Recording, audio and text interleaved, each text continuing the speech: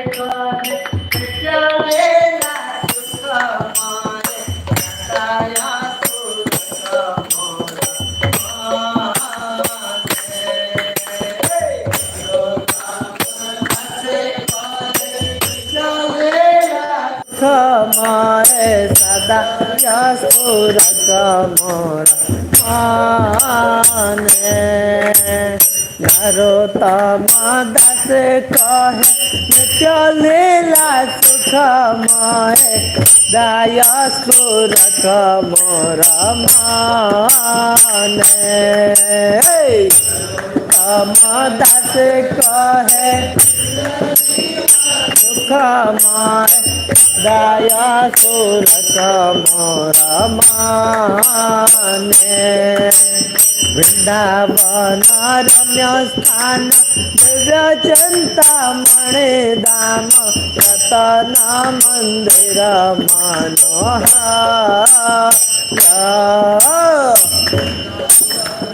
रम्य स्थान दिव्य चिंतामणि धाम रतन मंदिर मनोहर वृंदावन रम्य स्थान दिव्य चिंतामणि धाम रतन मंदिर मनोहर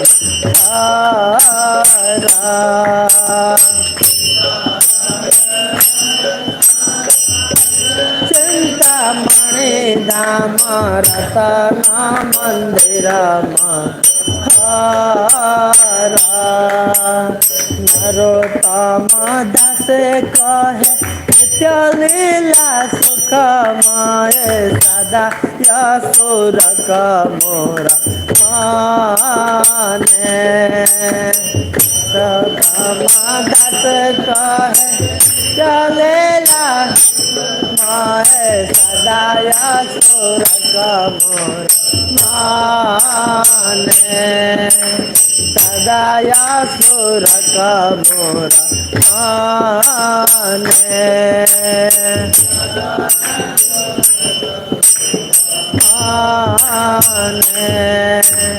सदा यशोरक मोर माने यशोरक मोर माने। हरे कृष्ण। आप सब भक्तों का पुनः स्वागत है आज के श्रीमद् भागवतम कक्षा में। और बलराम कथा का आज प्रथम दिवस है, पहला दिन है। कल भी आपको सुनने को मिलेगा बलराम जी का जो मतलब 50 चैप्टर के बाद के जो अध्याय है उसमें जो लीलाएं हैं, और परसों दिन भगवान के जन्म का कैसे बलराम जी का प्राकट्य हुआ उसका लीला आपको सुनने को मिलेगा। तो आज हम चर्चा करेंगे बलराम जी के कुछ तत्वों पर, जो कि आदि लीला में चैप्टर 5 में बता रहे हैं। कृष्ण दास कविराज गोस्वामी जी जो कह रहे हैं उसी का जो ही बोले हैं वही का दोहराने का मैं प्रयास करूँगा। तो भगवान के लिए वेदों में कहा गया है भगवान कौन है।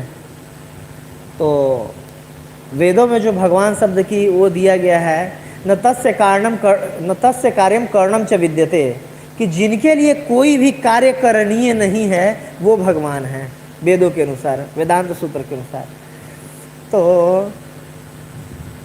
और सेम मतलब भगवान का अगर इस देखिए इसमें कहा क्या कह रहे हैं कि नरोत्तम दास कहे नित्य लीला सुखमय सदा यह स्फुरक मोर मन। नित्य लीला सुखमय, जो नित्य लीला को भी देख रहे हैं लाइव टेलीकास्ट और बोल रहे हैं जो मैं देख रहा हूँ यही सदा स्फुरित होते रहे मेरे मन में। तो नित्य लीला में जो अष्टकालीय लीला है भगवान के, उसमें क्या हो रहा है, तो वृंदावन में वो लीलाएं हो रही हैं जो बहुत रम्य स्थान है, चिंतामणि धाम है, और अलग अलग मन को हरने वाले रत्नों से बना हुआ है। कालिंदी के मतलब यमुना के नीर में पानी में राजहंस केली कर रहे हैं, उसमें एक सोने का कमल है, सोने का कमल। नॉर्मली हम लोग कमल का कमल देखे होंगे पंच तत्व का, इन्होंने सोने का कमल है। उसके चारों आठों पंखुड़ियों पर जो अष्ट सखियाँ बैठी हुई हैं और बीच में एक सिंहासन लगा हुआ है जिस पे राधा और कृष्ण बैठे हुए हैं। और राधा कृष्ण बहुत तार मध्य रत्नासने बसी आछे दोई जने श्याम संग सुंदरी राधिका। राधा कृष्ण बैठे और कर क्या रहे हैं, नित्य लीला में क्या उनका काम होता है, ओरूप लावण्य राशि अमिया पड़ी खासी हास्य परिहास्य संभाषण, कि आपस में संभाषण कर रहे हैं, हंसी मजाक कर रहे हैं। क्यों, भगवान के लिए क्या, न तस्य कारणम करणम च विद्यते, कोई भी कार्य करणीय नहीं है। अगर कार्य की जिम्मेदारी ले रहे हैं तो भगवान किस बात के हो, तो भगवान कैसे कार्य करते हैं उस बात पे आज चर्चा किया जाएगा। और यही कह रहे हैं कि नरोत्तम दास कह नित्य लीला सुखमय सदा स्फुरक मोर मन। तो भगवान किस प्रकार से कार्य करते हैं, किस तरह से, तो अब हम देखते हैं कि सारा कार्य भगवान करते हैं। भगवान के मर्जी के बिना पत्ता भी नहीं हिल सकता, जैसे तुलसी महाराज जी के पत्ते हिल रहे हैं, भगवान की मर्जी के बिना नहीं हिल रहे हैं। तो इसको कैसे समझ सकते हैं, है कि नहीं।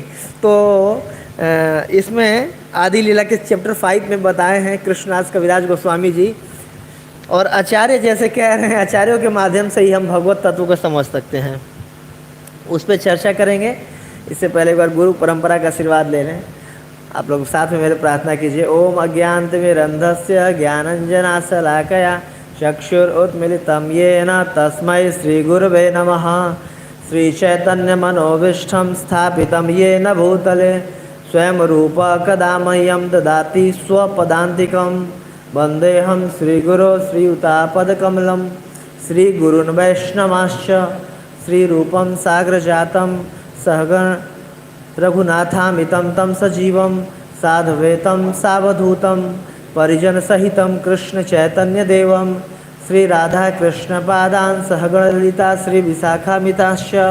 हे कृष्ण करुणा सिंधो दीनबन्धो जगत्पते गोपेश गोपिकाकान्तं राधाकान्तं नमस्तुते। तप्तकाञ्चन गौरांगी श्रीराधे वृन्दावनेश्वरी वृषभानुसुते देवी प्रणमामि हरिप्रिये। वाञ्छाकल्पतरुभ्यश्च कृपा सिन्धुभ्येव च पतितानां पावनेभ्यो वैष्णवेभ्यो नमो नमः। जय श्री कृष्ण चैतन्य प्रभु नित्यानंद श्री अद्वैत गदाधर श्रीवास आदि गौर भक्त वृंद। हरे कृष्णा कृष्ण कृष्णा हरे हरे, हरे राम राम राम हरे हरे। नमो ओम विष्णुपादाय कृष्ण पृष्ठाय भूतले श्रीमते भक्ति वेदांत स्वामिन इति नामिने। नमस्ते सारस्वती देवी गौरवाणी प्रचारिणे निर्विशेष शून्यवादी पाश्चात्य देश तारिणे।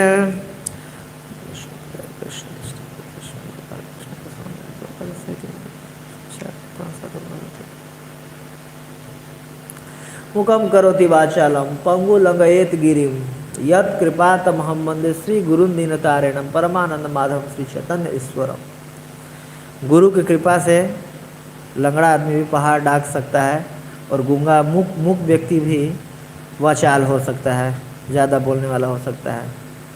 उसी गुरु से कृपा का याचना करता हूँ मैं कि बलराम जी पर कुछ चर्चा करने का प्रयास किया जा सके, और बाकी आप सबके आशीर्वाद का भी याचना है।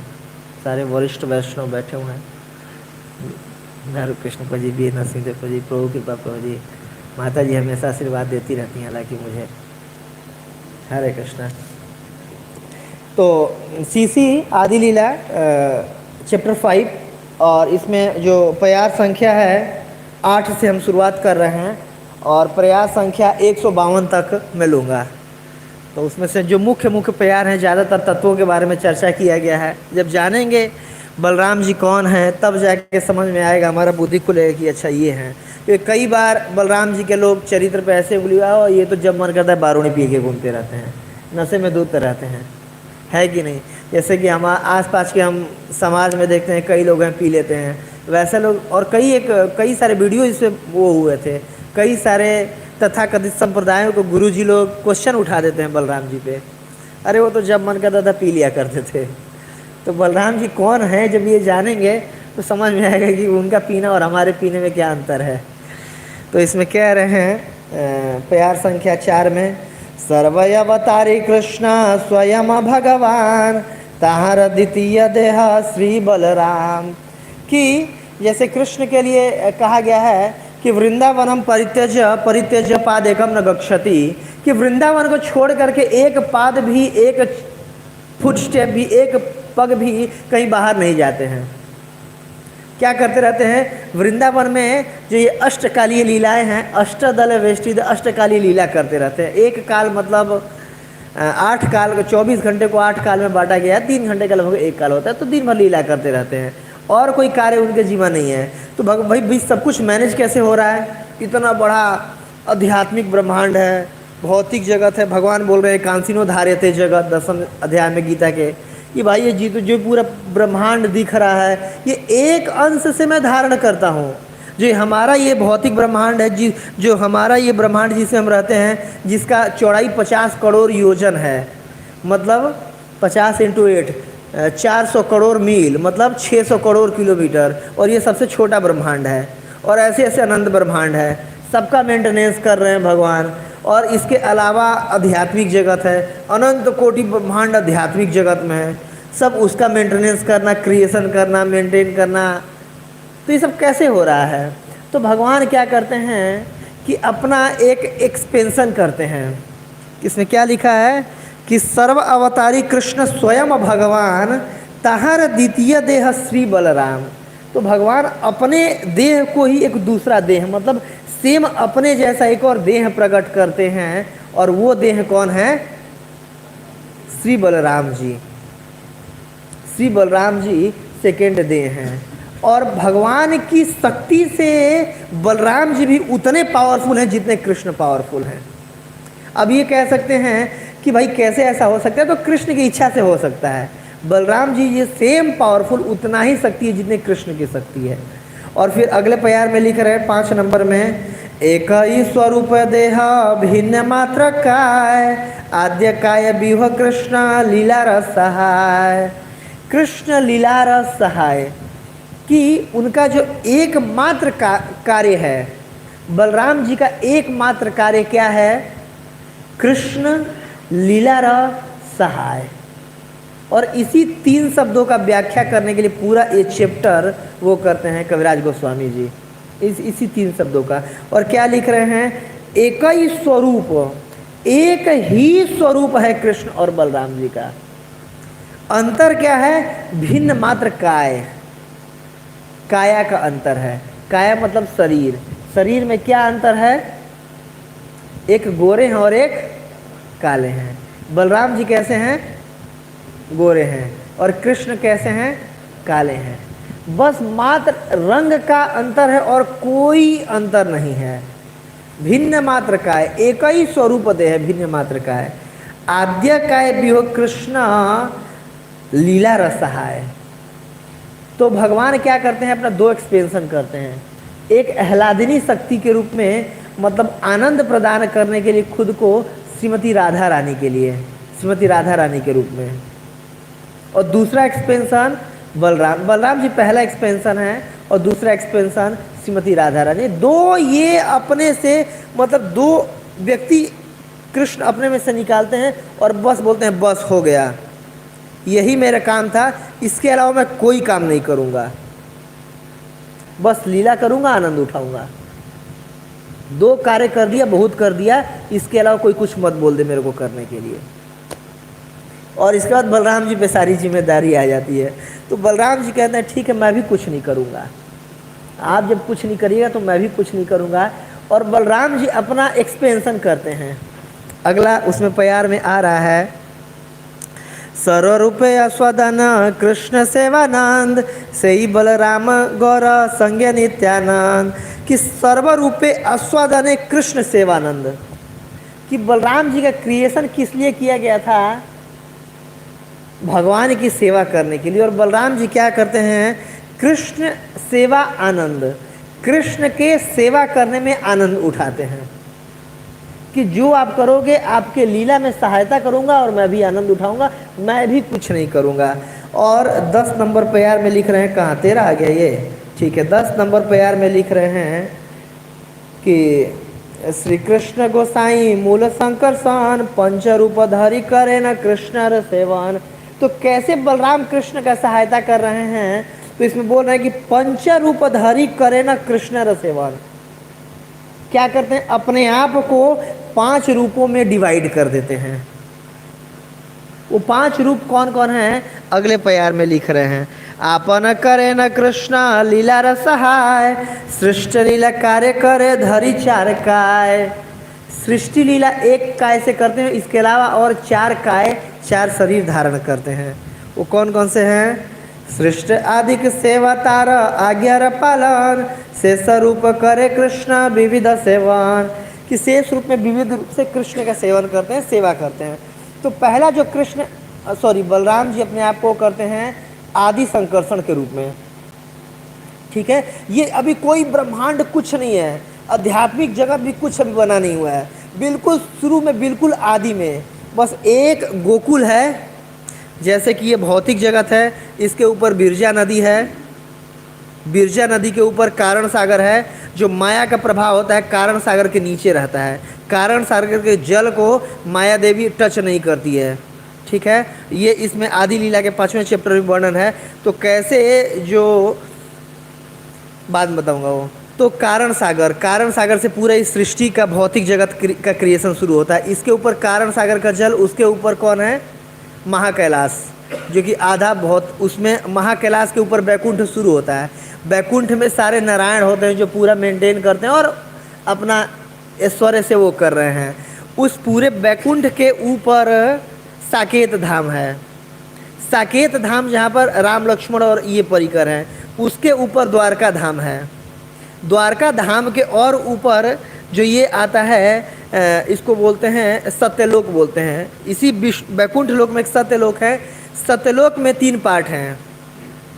जो मध्य में है वो गोकुल है, उसके जो बाहर साइड में है वो मथुरा, और उसके जो बाहर साइड में है द्वारका है।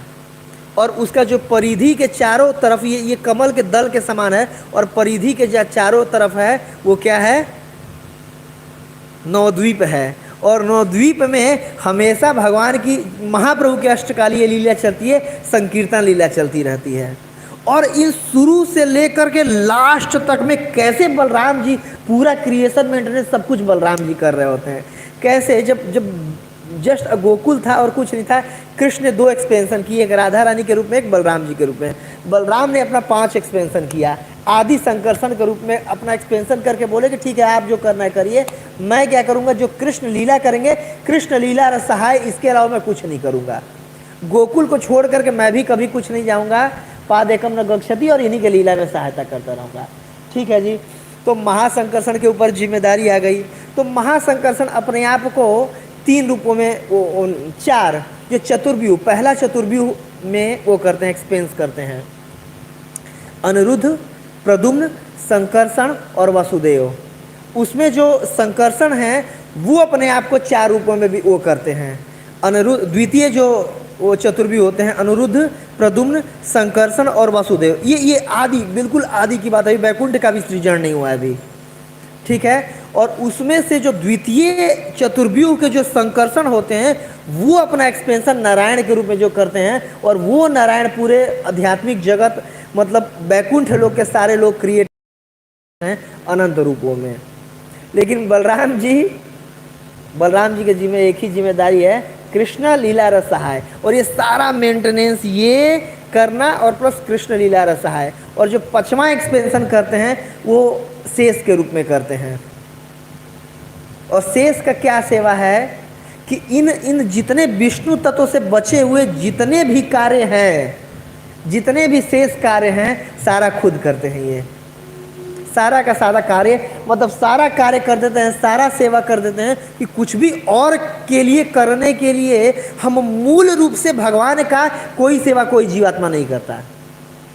सारा सेवा बलराम जी ने अपने हाथ में ले रखा है, सारा से, जैसे कि, और किस तरह से सेवा करते हैं, 5 रुपए में बेसिकली सेवा करते हैं। जो 5 प्रधान रस हैं, पांचों प्रधान रस में बलराम जी सेवा करते हैं कृष्ण का। जैसे कि पहला रस कौन सा है, जो 12 मुख्य रस है उसमें 7 गौड़ और 5 प्रधान रस। पहला शांत रस। शांत रस में किस प्रकार बलराम जी कृष्ण का सेवा करते हैं, एकमात्र कार्य जो ये बेसिक प्रिंसिपल है लेक्चर का कि कृष्ण लीला रस आए, इसी चीज को वर्णन कर रहे हैं कि कैसे कैसे अलग अलग रूपों में जो भी बलराम जी कार्य करते हैं उनका लक्ष्य एक ही होता है, क्या, कृष्ण लीला रस सहाय, कृष्ण के लीला में सहायता करना, और कोई कार्य नहीं है। अलग अलग रूप से करते हैं, अलग अलग कार्य करते हैं, लेकिन सबका बेसिक प्रिंसिपल यही होता है, कृष्ण लीला रस सहाय। तो शांत रूप में कैसे कृष्ण के लीला में सहायता कर रहे हैं भगवान, कि जैसे कोई भी भगवान को पहनने के लिए या चलने के लिए पहला क्या करते हैं सहायता, कि पूरे धाम के रूप में अपने आप को एक्सपीरियंस करते हैं।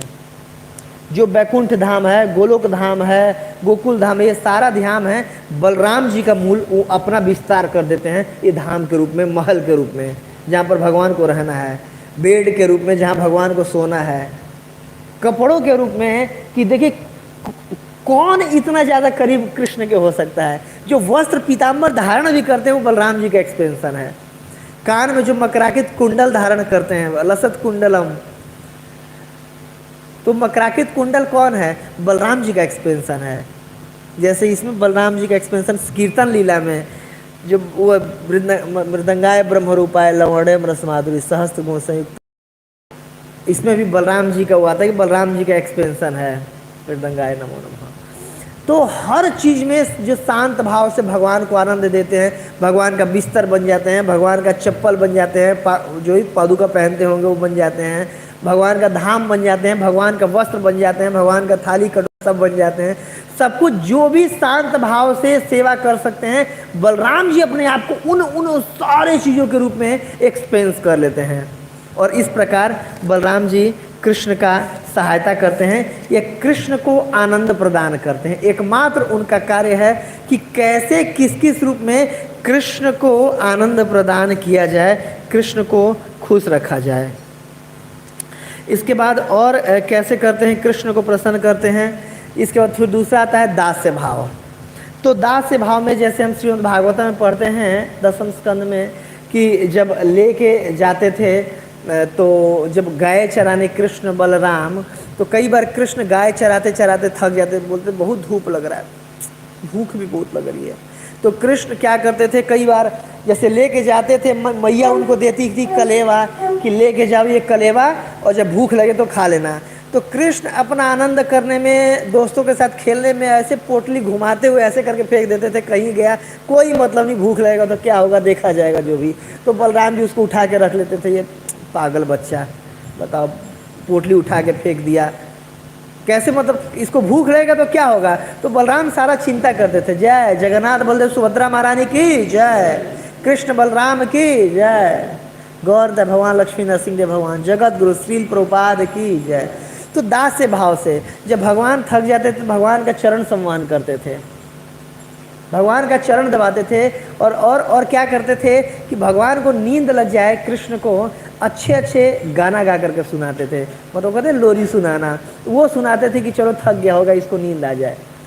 तो भगवान बलराम जी का जो मूल स्वभाव है वो दास्य रस का स्वभाव है। जो कृष्ण क्या है, ये सेव्य भगवान है। कृष्ण और बलराम में क्या है, दोनों मूल भगवान है, दोनों आदि नारायण है, आदि भगवान है। कृष्ण क्या है, सेव्य भगवान है, और बलराम क्या है, सेवक बल भगवान है। सेवक भगवान श्री बलराम जी, और कृष्ण सेव्य भगवान, मतलब जो सेवा को स्वीकार करते हैं और जो सेवा करके आनंद उठाते हैं वो बलराम जी। बस यही अंतर है दोनों में, एक सेवक भगवान और सेव्य भगवान। तो दास्य भाव से हर तरीके से कृष्ण का सेवा करना ही इनका वो होता था। चरण दबा देते थे और उनके लिए लोरी सुनाते थे और भोजन वोजन रखते थे कि बताओ कितना बदमाश लड़का है, भेज देता है अपना, लो फेंक दिए थे, पोटली खोल करके उनको खिलाना पिलाना, इस तरीके से सेवा करते थे। अगला आता है वात्सल्य भाव। तो बलराम जी क्योंकि कृष्ण से बड़े थे, और बड़े क्यों थे ये भी चैतन्य चरितामृत आदि लीला का 5वां चैप्टर का श्लोक संख्या 149, 150 और 151 में वर्णन हुआ है कि क्यों भगवान बड़े थे, कृष्ण से बड़े रूप में क्यों आए थे, वो भी डिस्कस करेंगे। तो अब वात्सल्य भाव भी बलराम जी के अंदर था। कई बार अब कृष्ण खूब रोते थे कि मुझे भी अब 4 साल का हो गया हूँ, 5वां साल लगने वाला है और मुझे भी गाय चराने के लिए जाना है। और यशोदा माई कहती थी कि बताओ 9 लाख गाय हैं, 1-2 गाय हो तो चलो भेज दूँ मैं, 9 लाख गाय हैं और कितने सारे बछड़े होंगे और इतने सारे सेवक सेविकाएं हैं, तू राजा का बेटा है, तुझे क्यों जाना है गाय चराने के लिए? इतने सेवक हैं वो जाके गाय चराएंगे, तुम्हें क्यों जाना है? और कृष्ण से यशोदा माई अलग नहीं होना चाहती थी, उनको भेजना नहीं चाहती थी। और कृष्ण हर दूसरे दिन कुछ न कुछ नया बहाना लाते थे, नया नौटंकी लाते थे कि ये हो गया है, मुझे भेज दो, मैं बीमार हो जाऊंगा, मैं ये हो जाऊंगा, खाना पीना छोड़ देते थे। और बलराम से कहते थे भैया देखो अब मुझे भी जाना है, ऐसे करके। तो बोले ठीक है चलो मैं कुछ व्यवस्था करते हैं। तो बलराम जी अब जाके कृष्ण बलराम जी के पास रोते थे, कुछ करो कुछ करो। तो एक बार मैया से बात की कि देखो माता जी, देखो यशोदा मैया, कि मैं गारंटी लेता हूँ कि इसको कुछ नहीं होगा, इसको संभाल करके ले जाऊंगा और संभाल करके लाऊंगा, मेरी गारंटी पर। देखो मैं तो बड़ा हूँ, मैं मैच्योर बच्चा हूँ, तो मेरी गारंटी पे तुम इसको भेजो, उसको कुछ नहीं होने दूंगा। तो इस गारंटी पे बलराम जी के यशोदा मैया ने उनको भेजा था कि ठीक है बछड़े लेकर के, ये तुम्हारा एरिया है, इसी एरिया में जाना, ज़्यादा दूर नहीं जाना है। तो कई बार कृष्ण जाते थे तो अब किसी पेड़ पे चढ़ने लगते थे, तो बलराम जी को लगता था कि मैं जिम्मेदार व्यक्ति हूँ, मेरी जिम्मेदारी पे आया है, उनको डांटते थे चल उतर उतर, पेड़ पे चल रहा है गिर जाएगा। तो बलराम जी वात्सल्य भाव के रूप में इस तरीके से उनको लगता था कि मैं बड़ा हूँ, मेरी जिम्मेदारी, अगर मैं इसकी जिम्मेदारी नहीं लूँगा तो कौन जिम्मेदारी लेगा। उनको डांटते थे। कई बार किसी पोखरा में, मतलब क्या बोलते हैं, पौंड, सरोवर में कूदने लगते थे नहाने के लिए, तो कृष्ण उनको बलराम जी डांट करके निकालते थे, अरे डूब जाएगा, इधर आ इधर आ, उनको कपड़े पहनाते थे और कृष्ण को मतलब वात्सल्य भाव से इस प्रकार से सेवा करते थे। एक बार ऐसे ही आता है दास्य भाव का कि जब यशोदा मैया बांध दी थी इनको, कृष्ण को, और जब उधर से कृष्ण धीरे धीरे रो रहे थे और रोते हुए देखे कि बलराम आ रहे हैं उधर से, तो जब कोई भी बच्चा अगर मान लो ऐसे अचानक से कहीं गिर जाए और कोई नहीं देखता है तो उठ करके अपना झाड़ झूड़ के बच्चे चल देते हैं, लेकिन अगर कोई देख लेता है तो लगता है कि अरे यार बेइज्जती हो गया, इसके सामने मैं गिर गया, तो बच्चे और रोने लगते हैं। तो ऐसे ही जब बलराम जी को वो देखे तो और लगे बिल्कुल मैं बंधा हुआ हूँ, कुछ करो, देखो मैं ऐसा होता हूँ। ये तो खोलने का प्रयास करने लगे, पूरा जान लगाए, कुछ हुआ ही नहीं। इसके बाद बोले कि कौन है तुम्हें बांध दिया। अब पूरा अपना वो दिखा रहे होते हैं उनका, क्योंकि दास्य भाव का प्रधानता है बलराम जी का, सेवक भगवान है बलराम जी, तो दास्य भाव के प्रधानता के चलते तुरंत उनका वो उमड़ पड़ा कि अरे मैं आदि संकर्षण हूँ, मैं सारा सेवा करता हूँ, कौन है जो बांध दिया। लगे ये करने की मैं पूरे ब्रह्मांड को जला दूंगा, राख कर दूंगा, मैं ही क्रिएशन करता हूँ, विनाश करता हूँ, मेंटेन करता हूँ, कौन ऐसे कर दिया कृष्ण को। कृष्ण भगवान है, किसको नहीं पता है। पूरा दास्य भाव उनका बिल्कुल उफान मार रहा होता है। तब तक कृष्ण बोलते हैं कि मैया ने बांधा है, सारा भाव उनका नीचे हो जाता है 1 मिनट में। मैया ने बांधा है, अच्छा ठीक है। तो फिर जाके मैया से नहीं, क्या कर सकते थे, भैया रिक्वेस्ट करते हैं कि देखो मैया तुम खोल दो, तुम क्यों बांधी हो, वो तुम्हें पता है कृष्ण भगवान है, क्यों ये बार बार उनका देखते हैं, ये जो स्वरूप है उनका मूल स्वरूप दास्यम रस का, वो बार बार वो हो जाता, उजागर हो जाता था। और मैया बोलती है कि ऐसे ज़्यादा चिल्लाओगे तो तुम्हें भी बांध दूंगे, तो वहाँ से फिर भागते हैं ये। तो इस तरीके से दास्य भाव से सेवा कर रहे होते हैं, वात्सल्य भाव। और फिर अगला आता है साख्य भाव। हाँ, साख्य भाव में कैसा सेवा करते थे कि जाते थे कृष्ण के साथ खेलने के लिए। जब कृष्ण के साथ खेलने जाते थे और अलग अलग पार्टी बना लेते थे, क्यों, अगर दोनों एक ही पार्टी में हो जाएं तो भाई दोनों मूल विष्णु है, मूल नारायण है, आदि नारायण है, फिर कौन अपोजिट में हो सकता था। तो एक बलराम और कृष्ण का दोनों पार्टी हमेशा अलग अलग होता था, एक पार्टी में बलराम और एक पार्टी में कृष्ण। क्यों, ये सब क्यों कर रहे हैं, कृष्ण लीलाय सहाय, कि प्रत्येक कार्य के पीछे एकमात्र जो मूलभूत प्रिंसिपल है, कृष्ण के लीला में सहायता करना। कि अलग अलग पार्टी बना करके खेलते थे कि ठीक है 2-4 मेरे पार्टी में, क्योंकि दोनों के 12 स्वागत सखा हैं। 12 जो मूल 12 सखा कृष्ण के भी हैं, 12 सखाएं बलराम भी हैं, दोनों के अलग अलग सखा हैं। तो ये अपने सखाओं के साथ अलग पार्टी में होते थे, वो अपने अलग सखाओं के साथ। ये साख्य भाव का आदान प्रदान था।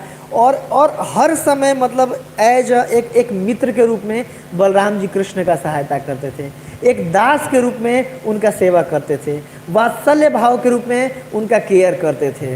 ये बलराम जी का कि किस तरीके से, क्या मेरे जीवन का एकमात्र उद्देश्य है कृष्ण का सेवा करना, इसके अलावा कुछ नहीं करना। एक इसी का उदाहरण जैसे मैं देता हूँ। जब दोनों छोटे छोटे थे, बच्चे थे, तो जब बलराम कृष्ण कुछ भी करते थे तो बलराम उनको उत्साहित करते थे, शाबाश शाबाश बहुत अच्छा है। जैसे मान लो कुश्ती लड़ाते थे, किसी को पटक दिए, कृष्ण तो बोलते थे शाबाश शाबाश, आओ गले लग जाओ। तो एक बार ऐसे ही कृष्ण, अब वो खेला हो रहा था, उसमें किसी को पटक दिए उठा करके, कुश्ती लड़ते थे। तो यही चाणूर भी यही बोलते हैं कि अरे तुम लोग जात के ग्वाले हो, अहिर हो, और मैं सुना हूँ तुम लोग जब जंगल में चराने जाते थे गाय बछड़ तो खूब कुश्ती किया करते थे, तो जरूर तुम एक्सपर्ट हो गए कुश्ती में। तो ऐसी एक बार की बात है, कृष्ण एक को पटके रहते हैं, तो बलराम बोलते थे शाबाश, असली व्यक्ति तो तुम ही हो, सबसे बलवान तुम ही हो, आओ गले लग जाओ। गले लगाए भगवान के, तो भगवान के जो बाल हैं कृष्ण के कैसे हैं, लसत कुंडलम नहीं, बरहा पीडम में वर्णन आता है, जो भगवान के कुंतल है, कुंतल मतलब होता है बाल, ये घुंघराले बाल हैं, नीले कलर के बाल हैं और लाल कलर की कांति निकलती है उसमें से, और पूरे बाल भगवान के घुंघराले हैं। तो जब बलराम ने गले लगाया तो उनका कुंडल, लसत कुंडल मतलब मछली के आकार का मकराकृत कुंडल है, वो फंस गया भगवान के बाल में। अब बाल में फंस गया, अपना ये वो कर रहे हैं, हटाने का कोशिश कर रहे हैं, और कृष्ण के इतने वो उन्होंने अब ये दोनों कान को ऐसे किए हुए जंगल से फिर से आए मैया के पास कि मैया रोते हुए दोनों आए निकाले। इसके बाद फिर बलराम को लगा कि बताओ, ये कुंडल के चलते कृष्ण को इतना दिक्कत हुआ, इतना कष्ट हुआ है, तो आज से कुंडल पहनना बंद। तो बलराम जी क्या करते हैं, एक कान में कुंडल धारण करते हैं, दूसरे कान में कुंडल नहीं धारण करते हैं। क्यों? जिस कारण से, जिस भी एक्टिविटी से कृष्ण को परेशानी हो, वो कार्य करना ही नहीं मुझे। तो उसके बाद जीवन भर एक ही कुंडल धारण किया, दूसरे कान में कुंडल नहीं धारण किया। और जितने फिर एक्सपेंशन भी लेते हैं, जैसे कि जब नित्य प्रभु के रूप में भी जब बलराम जी आए थे, तो एक कान में कुंडल धारण करते थे, दूसरा में कुंडल नहीं धारण करते थे। क्यों? कृष्ण को दिक्कत ना हो, चैतन्य महाप्रभु को दिक्कत ना हो, कुछ उसमें बाधा ना है। ये कान अगर रहेगा तो उसमें चुभेगा, क्योंकि मछली के आकार का वो कुंडल है भगवान का। जितने भी भगवान के जैसे सारे तत्व सब का है ये। तो ये एक एग्जाम्पल आता है कि कैसे सेवा करते हैं दास से और साख्य भाव में। अगला माधुर्य भाव में कैसे सेवा करते हैं। तो जो भी निकुंज में लीलाएं होती हैं, तो निकुंज में लीलाओं को, जैसे निकुंज किसको कहते हैं, जैसे कि बांस का ऐसा झाड़ियों से बना हुआ समूह जिसमें बस एक एंट्री और एक एग्जिट हो, एक ही द्वार आने जाने को हो। कुंज और निकुंज में यही अंतर है। कुंज मतलब कि कई सारे एंट्री कई सारे एग्जिट, उसको कुंज बोलते हैं। और निकुंज मतलब एक ही एंट्री और एक ही एग्जिट हो, तो निकुंज लीला उसको बोलते हैं। और भगवान राधा कृष्ण निकुंज में लीला करते हैं, कुंज में नहीं करते हैं। तो उस निकुंज को सजाने में पूरा अपना विस्तार करते हैं बलराम जी अनंग मंजरी के रूप में। और वही अनंग मंजरी राधा कृष्ण की लीलाओं को करने के लिए निकुंज को पूरा सजाते हैं अनंग मंजरी के रूप में। तो इस तरीके से पांचों रस में बलराम जी कृष्ण का क्या करते हैं, कृष्ण लीला रस सहाय, कृष्ण के लीला कथा को आगे बढ़ाने में, कृष्ण को आनंद दिलाने में सहायता करते हैं। और कैसे इस पूरे भौतिक, जैसे वो मैं बता रहा था कि कृष्ण अपना विस्तार किया नारायण के रूप में, जिससे पूरा वैकुंठ लोकों का संरचना करके वो कर रहे हैं। इसके बाद फिर वही बलराम जी ने संकर्षण से अपना एक्सपेंशन करते हैं 3 पुरुष के रूप में। जो 5 विस्तार में से पहला विस्तार कौन सा किए हैं, आदि संकर्षण। दूसरा कारणोदक साई विष्णु अर्थात क्या बोलते हैं उनको, महाविष्णु के रूप में। क्यों महाविष्णु के रूप में? कर्णोदक सागर में लेट करके और अपने श्वास से उत्पन्न करते हैं महत्त्व को, और महत्त्व को पे दृष्टिपात कर करके, महत्त्व पे दृष्टिपात कर करके सारे जीवात्माओं को उस दृष्टि के रूप में महत्त्व में डालते हैं, जिससे प्रकृति वो सृजन करना शुरू करती है, प्रेग्नेंट होती है। तो मत इस भौतिक जगत के भी और सारे जीवों के भी मूल कारण महाविष्णु। और ये कैसे है? तो ये कृष्णदास कविराज गोस्वामी लिख रहे हैं कि जैसे खिड़की में, सपोज घर में खिड़की होता है, सूरज निकला होता है तो खिड़की के छेद से रोशनी आ रहा होता है, आता है, देखें कभी आप लोग। और उस खिड़की के छेद से जो रोशनी आ रहा होता है उसमें अगर ध्यान से देखेंगे तो कई सारे छोटे छोटे पार्टिकल उड़ते हुए नज़र आ रहे होते हैं, कुछ कुछ उसे घूमते हुए उड़ते हुए। उस तरीके से वो छेद रूपी उसमें ऐसे प्रकाश से दृष्टिपात करते हैं, उस छेद में जैसे सूर्य के किरणों में जैसे छोटे छोटे पार्टिकल होते हैं वैसे जीवात्माएं होती हैं और महत्त्व में जाके प्रवेश करती हैं। और तो इसमें वर्णन आता है कि 16 शक्तियों के रूप में विस्तार करते हैं, जो कि जीव गोस्वामी ने भागवत संदर्भ में वर्णन किया है, जिससे पूरा सृष्टि चलती है। कौन कौन से हैं? श्री शक्ति, भू शक्ति, लीला शक्ति, कांति शक्ति, कीर्ति शक्ति, तुष्टि, गिर, पुष्टि, सत्या, ज्ञान ज्ञान, जया, उत्कृति, विमला, योग माया, परही, ईशान, अनुग्रहा। ये 16 शक्तियाँ हैं जिससे पूरा भौतिक जगत का क्रिएशन, मेंटेनेंस और वो होता है। और फिर ये क्रिएशन कर दिए, फिर प्रत्येक जीवात्माओं के रहने के लिए वो ऐसे ऐसे अनंत कोटि जो ब्रह्मांड श्वास से निकले हैं प्रत्येक ब्रह्मांड के अंदर जाते हैं और जा करके अपने पसीने से आधा ब्रह्मांड को भर देते हैं। गर्भोदक सागर, वो गर्भोदक सागर क्या है? भगवान जो गर्भोदक साई विष्णु है उनके शरीर से निकलने वाला पसीना है, और उस पर फिर लेट जाते हैं और लेट करके अपने नाभि से एक कमल निकालते हैं, और कमल से के ऊपर ब्रह्मा जी होते हैं, उस कमल के नाल के अंदर, डंडी के अंदर ये पूरा भौतिक जगत हमारा वो सारा क्रिएशन, जितने भी लोग हैं ऊपर से सत्य लोक से लेकर के नीचे रसातल लोक तक, ये सारे उस कमल के डंडी के नाल के अंदर हैं। और उस डंडी का कितना चौड़ाई है? 50 करोड़ योजन उसकी चौड़ाई है डंडी का। तो सोचिए नाभि कितना चौड़ा होगा जब उसके नाल निकल रहा है, वो नाल जब इतना चौड़ा है तो, और जब शरीर में नाभि मतलब इतना छोटा होता है, शरीर कितना बड़ा होगा, है कि नहीं? और जो महाविष्णु जिनके रोम कूप में अनंत कोटि ब्रह्मांड भरे हुए हैं, जैसे हमारा ये रोम होता है शरीर में ना, पसीना जहाँ से निकलता दिखता भी नहीं कितना छोटा होता है, और इसमें अनंत कोटि ब्रह्मांड बसे हुए, तो महाविष्णु कितने बड़े होंगे। सोचिए बलराम जी कौन है? महाविष्णु जी जिनके अंश के कला हैं, इसे वर्णन आ रहा है सीसी में। और एक और कला जोड़ दीजिए, ये गर्भोदक साई विष्णु, और एक और कला जोड़ दीजिए, प्रत्येक जीवात्माओं के हृदय में आकर के वास करते हैं। किसके रूप में? अपना जो चौथा एक्सपेंशन होता है क्षीरोदक साई विष्णु। क्यों करते हैं? क्योंकि जो बलराम जी हैं वो आदि गुरु हैं, अपना एक्सपेंशन करते हैं। जो हमारे हृदय में, प्रत्येक जीवात्माओं के हृदय में जो हमारे ये विष्णु रहते हैं वो बलराम जी के एक्सपेंशन हैं। आदि गुरु मतलब चैत्य गुरु के रूप में रहते हैं। क्यों रहते हैं? यस, कि जो हमारा जो ओरिजिनल कृष्ण से जो संबंध है वो कृष्ण से संबंध भूले नहीं, बार बार उसको याद दिलाते हैं रहते हैं, और हर सब यही फिराक में होते हैं कि कब इस जीवात्माओं को मैं ये याद दिला दूं कि मेरा अंश है, मेरे पास इसको वापस आना है। और वही कृष्ण प्रेम की रक्षा करने के लिए, कृष्ण भक्ति की रक्षा करने के लिए प्रत्येक जीवात्माओं के हृदय में अपने आप को एक्सपीरियंस करके रखते हैं। आदि गुरु हैं वो, चैत्य गुरु के रूप में अपने आप को एक्सपेंशन करते हैं। जैसे बलराम जी अपने हाथ में क्या धारण करते हैं? हल धारण करते हैं। हल क्यों धारण करते हैं? हल का क्या काम होता है? कर्षण करना। बलराम जी को क्या कहते हैं? बल। बल मतलब सारा का सारा आध्यात्मिक और भौतिक बल के स्रोत कौन है? बलराम जी हैं। राम, राम का मतलब होता है रमयति इति रामः, जो हमेशा आनंद में रहते हैं और जो हमेशा आनंद प्रदान करते हैं। तो जो भी हमें आध्यात्मिक भक्ति में आनंद आता है वो बलराम जी से प्राप्त होता है, रामः। और तीसरा उनका नाम है संकर्षण। कर्षयति इति मतलब कर्षण करते हैं, जोतने का काम होता है ना हल का। जो हमारा हृदय जो रूपी जो फील्ड है, खेत है, इसमें कर्षण करते हैं अपने हल से, ताकि भक्ति लता गुरु अपने, फिर बलराम जी अपना एक्सपेंशन करते हैं गुरु के रूप में।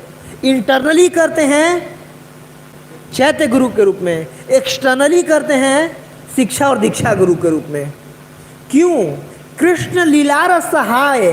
कृष्ण चाहते हैं कि प्रत्येक जीव, ममे वांसो जीवलोके जीव भूत सनातना, प्रत्येक जीव कृष्ण का सनातन अंश है और उनसे द्वेष करके हम यहाँ आकर के भोग रहे हैं, भटक रहे हैं, लात मुका खा रहे हैं माया देवी का।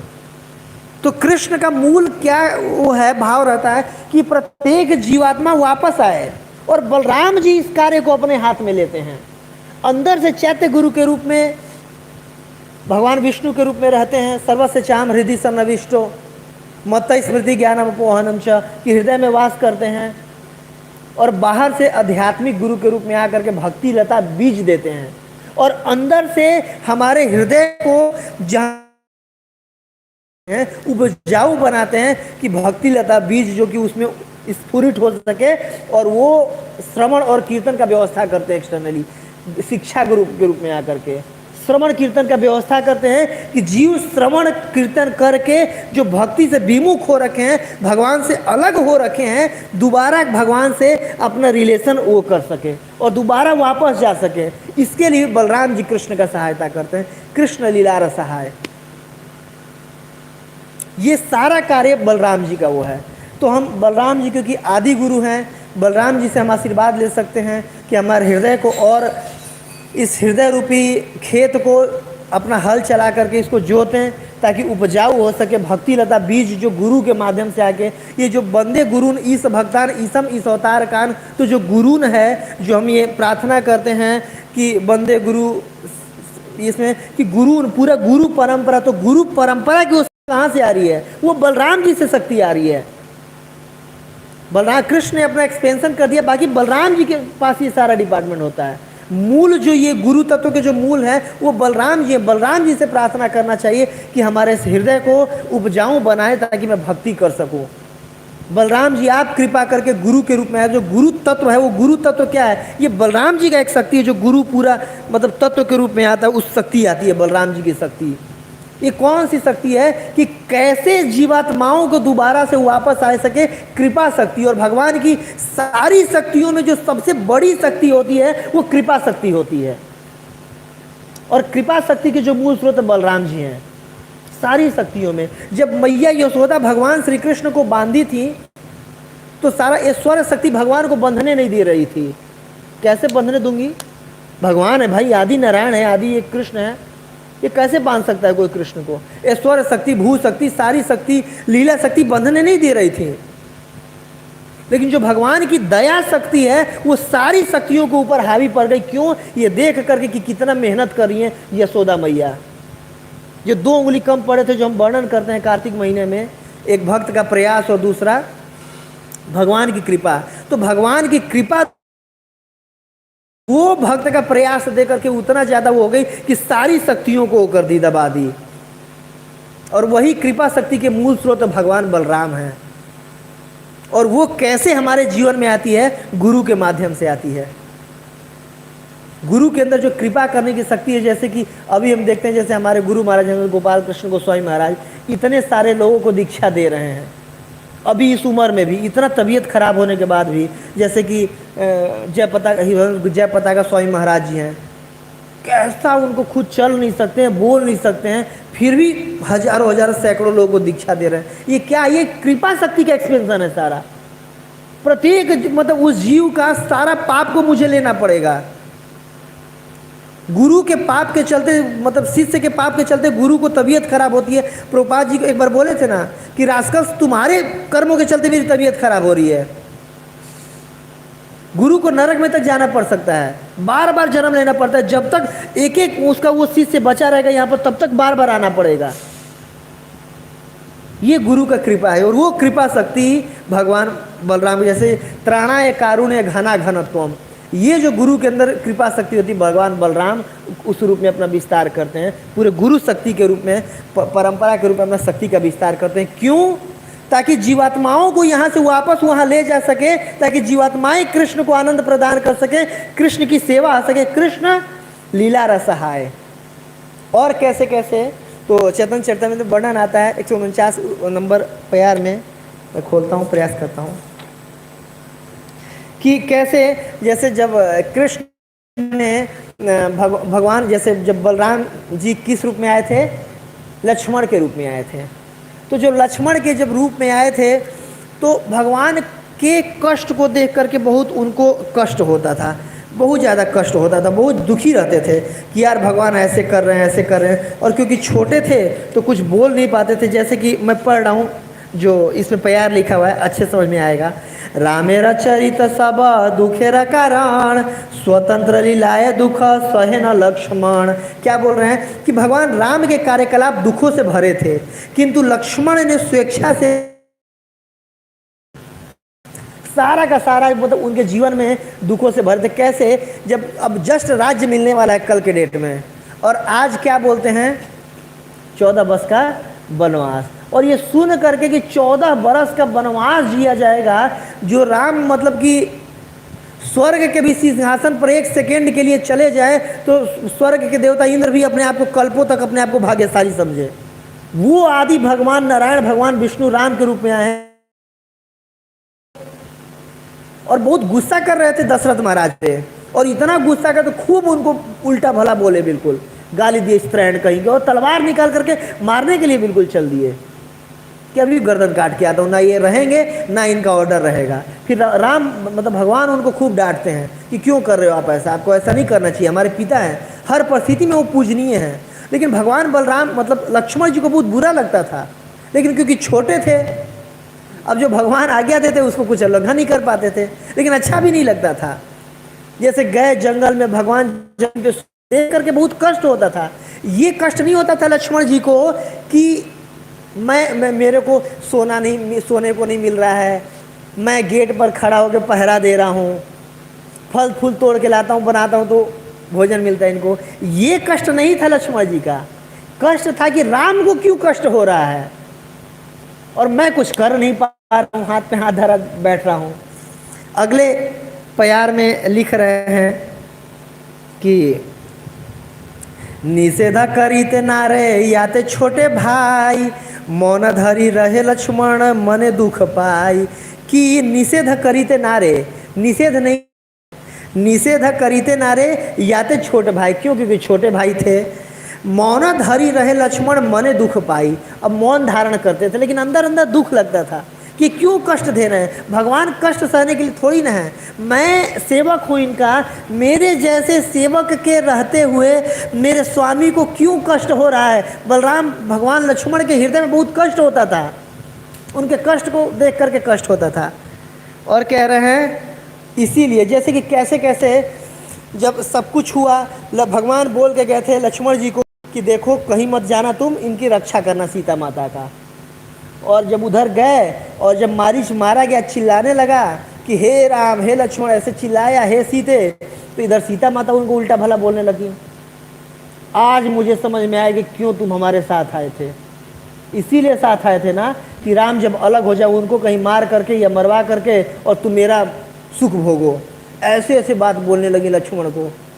जो आदि सेवक हैं, जिनका स्वरूप ही सेवा करना है और जो सेवा कर रहे हैं, उन पे ऐसे ऐसे मतलब सेवा का क्या फल मिल रहा है, ऐसे लांछन लगाए जा रहे हैं। कितना हृदय में पीड़ा हो रहा होगा। और ऊपर से ठीक है सीता चले गए, सीता माता चोरी हुई, इसके बाद राम जी हड़का रहे हैं, उनको डांट रहे हैं। कैसे मतलब बिल्कुल नालायक सेवक हो तुम, एक काम तुमसे नहीं किया जाता, क्यों छोड़ करके आए तुम? स्त्री के बात में क्यों आ गए? तुम्हें पता नहीं कि स्त्रियों की कम बुद्धि होता है, क्यों छोड़ करके आ गए? भगवान बलराम, मैं अपने मुँह से नहीं बोल रहा हूँ, वर्णन आप पढ़ सकती हैं। भक्ति विकास महाराज एक रामायण लिखे हैं, उसी में मैं पढ़ा था कुछ ही महीने पहले, अभी जब रामनवमी का वो चल रहा था, कि भगवान राम बोल रहे हैं कि स्त्रियों के पास कम बुद्धि होता है, वो भावुक होती हैं, तो क्यों तुम उसकी बात में आ गए? अब देखिए सेवा किए, वहाँ पर तो डांट, यहाँ पर आके खोजने तो डांट। और डांट का मतलब ये हद तब होता है दुख का कि हृदय में कितना मने दुख पाई।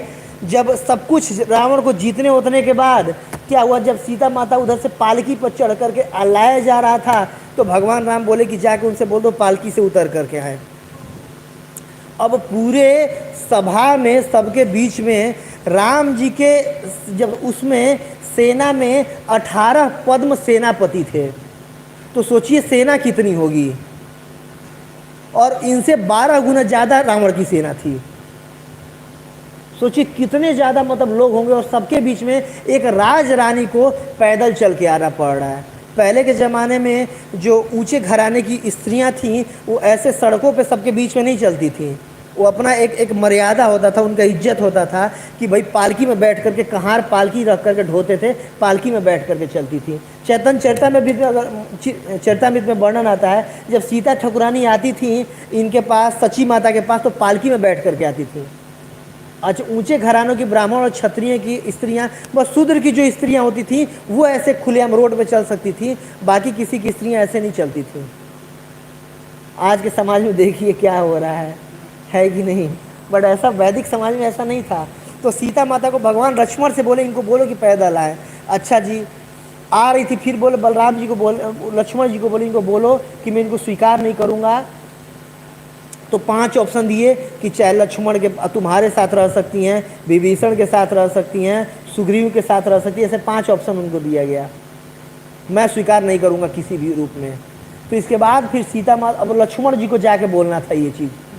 अब बताइए, लक्ष्मण जी को पता है कि बिल्कुल वो आदि शक्ति है, शक्ति स्वरूपा है, सीता माता हैं, और मतलब सती नारी में जो कि उच्च जिनका दर्जे में जिनका नाम लिया जाता है, मतलब महालक्ष्मी है वो, और उनको ये बोलना है। ठीक है, किसी तरह दिल पे हृदय में पत्थर रख करके जाके बोले दुखी होकर के। इसके बाद फिर हद की परिकाष्ठा तब होती है जब वो जो नाई, जो धोबी, हाँ धोबी बोल देता है कि अपने पत्नी को डांट रहा होता है कि उसकी पत्नी कहीं दिन भर बाहर थी, एक दिन बाहर बिता के आती है, बोलता है कि क्या तुम्हें लग रहा है कि जो मैं राम जैसा स्त्री लंपट हूँ तुम्हें रख लूँगा, तुम रात भर बाहर रह के आई हो, मैं राम थोड़ी ना हूँ तुम्हें अपने घर में रख लूँगा, मेरे घर से निकलो, बाहर भागो। जब ये सुन लिए भगवान राम तो ये सोचते बताओ स्त्रैणों के मतलब कि स्त्री लंपटों में मेरा नाम अग्रगण्य गिना जा रहा है। तो राम को बहुत दुख हुआ, तो फिर लक्ष्मण को बोलते हैं कि लक्ष्मण एक काम करो, सीता को ले जाके अब मैं रख नहीं सकता अपने साथ, क्योंकि लोक में हमारी अपख्याति हो रही है, जंगल ले जाके छोड़ाओ। किसको सेवा मिलता है? लक्ष्मण जी को। बताइए, जो कि जो सेवक भगवान हैं, जिनका पूरा शरीर ही बना हुआ है सेवा के भाव से। जैसे जो भगवान की वात्सल्य शक्ति की जो मूर्तिमान हैं वो कौन है? यशोदा माई। वात्सल्य की जो शक्ति है, शक्ति को अगर एक विग्रह के रूप में बना दिया जाए तो यशोदा माई हैं। भगवान की जो लील मतलब भगवान को सुख प्रदान करने की जो शक्ति की जो मूर्तिमान रूप है, कौन है? राधा रानी। वैसे जो भगवान के सेवा के जो शक्तिमान के जो स्वरूप हैं, अगर विग्रह हैं, वो कौन है? बलराम जी। और वो बलराम जी यहाँ पर लक्ष्मण के रूप में है, और उनको कहा जा रहा है कि ले जाकर छोड़ाओ। और ये भगवान बलराम मतलब लक्ष्मण जी को पता था कि जो राम कितने दुखी हैं इसको करा के। ऐसा नहीं कि भगवान राम सुखी हो रहे हैं, लेकिन छोटे भाई हैं, कुछ बोल नहीं पा रहे हैं। तब क्या बोल सकता हूँ, बड़े भाई का आज्ञा है, लेकिन अंदर अंदर बहुत दुख हो रहा है। और सीता माता को लेके जा रहे हैं कि, और सीता माता देख रही हैं, बोल रही कि देखो लक्ष्मण, राम ने इन वनों को हम, और लक्ष्मण जी कितना हृदय, देर बाद इनसे मैं बोलने वाला हूँ, भगवान ने आपका त्याग कर दिया, आपको जंगल में रहना, कभी वापस नहीं लेंगे आपको। और मेरे उनको सेवा मिला था, लक्ष्मण जी रो रहे थे बिल्कुल। और जा करके सीता माता को बोलते हैं लक्ष्मण जी कि भगवान बलराम ने आपका क्या कर दिया है? त्याग कर दिया है। क्यों? क्योंकि आप सती नहीं हैं, आप दूसरे के साथ रह के आई हैं। अग्नि परीक्षा मतलब दे करके आई थी फिर भी। और ये सुन करके सीता माता वहीं बेहोश हो जाती हैं, और लक्ष्मण जी भी वहीं बेहोश हो जाते हैं। ये बोलने मात्र से सीता माता का दुख देख करके, क्योंकि राम भी दुख में थे, सीता माता भी दुख में थी। और किसी सेवक के लिए कि उसका स्वामी इतने दुख में, वो कैसे सहा जा सकता है? इसीलिए अगले प्यार में लिख रहे हैं, कृष्ण अवतारे ज्येष्ठ हैला सेवार कारण, कृष्णा के कराइले नाना सुख आस्वादन। इसीलिए बलराम जी ने फैसला लिया क्या, आगे से कभी भी छोटा बन के नहीं आना है, क्योंकि इनको कष्ट होता है, इनके कष्ट को मैं दूर नहीं कर पाता हूँ, इनकी आज्ञा का अवहेलना नहीं कर पाता हूँ। इसीलिए आगे से कोई भी मेरा अगर अवतार होगा, जन्म लेना पड़ेगा, या कोई भी कहीं पर कोई सेवा में जाऊँगा, बड़ा रहूँगा इनसे। क्यों? क्योंकि सेवा का कारण, भगवान को आनंद प्रदान करने के लिए, सेवा करने के लिए। इसीलिए जो बलराम जी हैं, भगवान से बड़े होकर के आए हैं कि कुछ कष्ट हो तो कम से कम मैं बड़ा हूँगा, मैं ऑर्डर तो दे सकता हूँ, नहीं कृष्ण ऐसा नहीं करना, ऐसे करना है, ऐसे नहीं करना, ऐसे करना है। मैं बड़ा रहूँगा तो मैं लिहाज करके मेरी बात को मानेंगे ये, और मैं कहीं भी इनको कष्ट भोगता हुआ देखूँगा तो मैं मना कर दूँगा कि नहीं ऐसे नहीं करना है, और क्योंकि मैं बड़ा रहूँगा तो मेरी बात को मानेंगे। इसलिए भगवान बलराम जी कृष्ण के बड़े भाई के रूप में आए, क्योंकि ये सारे जो पांचों रसों में सेवा करते हैं, अच्छे से सेवा कर पाएँ। क्यों? कृष्ण को आनंद प्रदान करने के लिए, एकमात्र जो उनके अस्तित्व का कारण है, कृष्ण को आनंद प्रदान करने के लिए। और वैसे ही जो हमारा स्वरूप है, जीवरे स्वरूप है, कृष्णेरा नित्यदास, जीवेर ततष्ठा शक्ति भेदा भेद प्रकाश, मूल रूप से इसका व्याख्या की है चैतन्य चरितामृत में। तो वो जो हमारा स्वरूप है कृष्ण का सेवा करना, ये भगवान बलराम की कृपा से, गुरु तत्व की कृपा से ये हमें ज्ञात होता है। तो भगवान बलराम से प्रार्थना करना चाहिए कि जो हमारा अस्तित्व है, जो हमारा स्वरूप है आध्यात्मिक जगत में भगवान के साथ, आप कृपा कीजिए हे बलराम जी, ताकि मैं उस स्वरूप को प्राप्त कर पाऊँ, उस स्वरूप को मैं जान पाऊँ, और दोबारा जो आप एक्सपेंशन किए हैं गुरु के रूप में, उनकी आज्ञा का पालन कर करके, और मैं वापस जा सकूं कृष्ण के सेवा में सहायता करने के लिए, कृष्ण का सेवा करने के लिए, या श्री बलराम जी से। हरे कृष्णा। तो ये मुझे सीसी में पढ़ा था, व्याख्या करने का प्रयास किया। बाकी किसी का कोई प्रश्न, टीका टिप्पणी हो, किसी का कुछ तो बोल सकते हैं वो। हरे कृष्ण। यस तो जी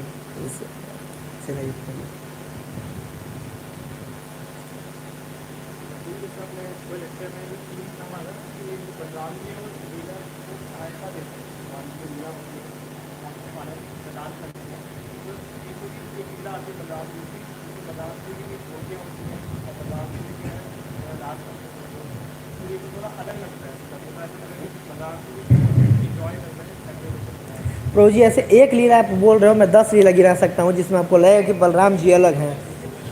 अच्छा, क्वेश्चन ये है कि बलराम जी की भी गोपियाँ होती हैं अपनी। जब कृष्ण श्रीमद् भागवतम के 10वें स्कंद में वर्णन आता है, जब ये गोप बाल वगैरह, गोपियाँ वगैरह, नंद बाबा वगैरह सब दुखी थे, तो सबको सांत्वना देने के लिए बलराम जी आते हैं। और जब आते हैं तो 3 महीना तक बलराम जी यहाँ पर रहते हैं। और बलराम जी अब यहाँ रहते हैं तो उनकी भी गोपियाँ अलग होती हैं और वो भी लीला करते हैं, है ना प्रभु जी। तो इससे प्रतीत हो रहा है कि बलराम जी का भाव मूड अलग है और कृष्ण का भाव और मूड अलग है कि नहीं। तो मैं बोला ये प्रभु जी ने सोच रखा है। तो बलराम जी किसका? सुभद्रा महारानी से। और कृष्ण किससे चाहते थे? अर्जुन से चाहते थे, है कि नहीं। तो इसमें क्या लग रहा है? विरोधाभास नहीं लग रहा है। अच्छा चलिए तीसरा लेते हैं कि जब करपुरा के जब आए तो 18वां दिन चल रहा था और उधर से दुर्योधन महाराज थे, इधर से भीम थे और दोनों गदा युद्ध हो रहा था और दे दनादन बिल्कुल टन टन गदाओं की आवाज़ आ रही थी, आपस में लड़ रहे थे, मार रहे थे एक दूसरे को। बलराम जी खूब मना कर रहे हैं कि अरे रुक जाओ, मत लड़ो। देखो जो भीम है वो शारीरिक बल से दुर्योधन तुमसे ज़्यादा शक्तिशाली है, तुम नहीं हरा सकते उसको। और भीम को बोल रहे थे कि हे भीम, जो दुर्योधन है युद्ध कला में तुमसे ज़्यादा निपुण है, तुम इसको नहीं हरा सकते, मत लड़ो तुम लोग। दुर्योधन मान जाओ, भीम मान जाओ। और कृष्ण बोलते थे नहीं नहीं, चढ़ाते थे भीम को कि लड़ो लड़ो, मारो मारो, तुम मारो। आज जब भीम उनको जांघा पर मारे और जांघ टूट गया, जब टूट गया तो ले करके भगवान बलराम गदा दौड़ने लगे उनके पीछे कि अभी इसका गर्दन तोड़ता हूँ। ये कैसे मार दिया, ये युद्ध कला के विपरीत में कैसे जाके जांघ तोड़ा उसका, क्योंकि जिससे ऊपर मारना होता है, कमर से ऊपर मारना होता है गदा युद्ध में। और भीम को मारने के लिए लेकर के दौड़ पड़ी है। तो भगवान दौड़ करके जाकर उनके चरणों को पकड़ लिए और घिसटते हुए भगवान काफ़ी दूर तक गए। और बलराम इतने क्रोधित थे। क्या देख के लग रहा है कि कृष्ण चाह रहे हैं क्या और बलराम चाह रहे हैं क्या? ऐसे करके आप देखो भागवतम में ही तो कई जगह आता है। जब रुक्मी का वध कर रहे थे ये, अभी रुक्मी को मारता हूँ, जब ये ले करके रुक्मणी को लेके जा रहे थे और उनका जब वो कर रहे थे और मारने को बिल्कुल तैयार हो गए लेटा करके बिल्कुल। और क्या बोल रहे हैं बलराम जी कि कैसे बेवकूफ़ी वाले तुम कार्य कर रहे हो, ये तुम्हारा साला है और कुछ भी कर दे अपने संबंधियों को मारना थोड़ी ना चाहिए, लोग क्या कहेंगे। और खूब उनको डांटते हैं कृष्ण को। तो इसमें क्या लग रहा है कि कृष्ण का भाव कुछ और है और बलराम जी का भाव कुछ और है कि नहीं। लेकिन सारा देखेंगे ना कि ये सारी बाह्य लीलाएं हैं, बाहर से अलग है लेकिन अंदर से कृष्ण लीला सहाय, कृष्ण के लीला में सहायता करने के लिए सब कुछ कर रहे हैं ये प्रभु जी।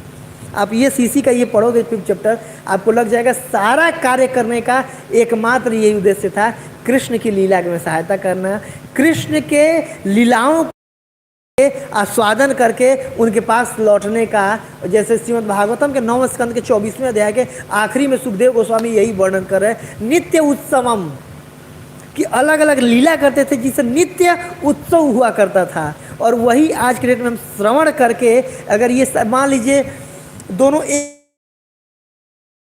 में महाभारत में, तो क्या मतलब 1 घंटे का भी वो युद्ध था। आप देखिए महाराज जरासंध जो थे वो क्या करते थे, 23 अक्षौणी सेना लेकर के आते थे और घंटे में मतलब ये खेल खेल में दोनों बिना वो उठाए मार देते थे उनको।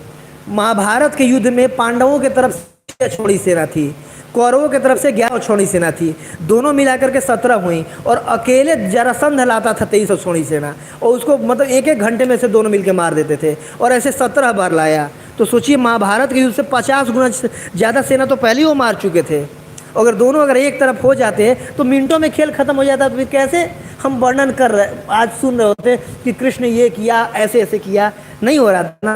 तो इसलिए कृष्ण लीलाए रस सहाय, बाह्य दृष्टिकोण से हमें दिखता है कि वो अलग है लेकिन अंदर से दोनों का भागवतम में भी इसका वर्णन आता है। हरे कृष्ण। और जी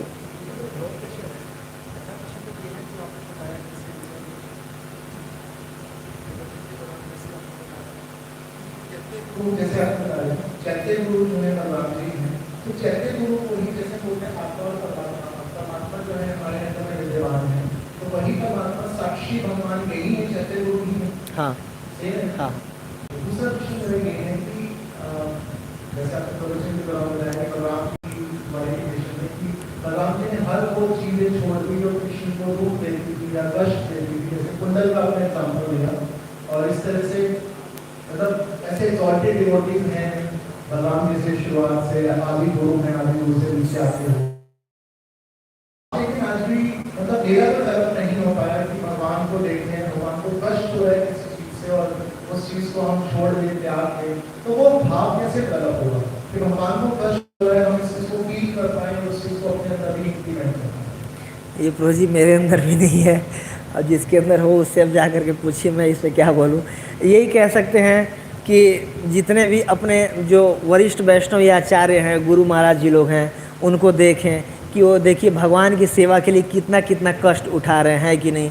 अपना मतलब बेसिकली जो और मतलब बिल्कुल बेड रेस्ट कुछ भी नहीं कर पाते थे, फिर भी ऑनलाइन में दीक्षा देना, ईमेल पे दीक्षा, हर तरह से दीक्षा देना, मतलब जीवात्माओं के। और दीक्षा का मतलब होता है कि अनंत कोटि जन्मों से जितना पाप कर रहे हैं सारे पापों को ले लेना। कितना बड़ा ये कृष्ण की सेवा का परिकाष्ठा हो गया कि सारा मैं आपको पापों को ले ले रहा हूँ, है कि नहीं। तो ये जब देख करके, जैसे कि यहाँ पर एक बार हमारे गुरु महाराज गोपाल कृष्ण गोस्वामी महाराज जी आए हुए थे, तो वो लोग, मैं था, प्रसन्न गौरपुर जी थे और एक भक्त थे, हम चरण दबा रहे थे, प्रभु जी थे और मतलब आधी नींद में गुरु महाराज थे और एक बार पास में थे हमारे वो प्रसन्न गौरपुर जी।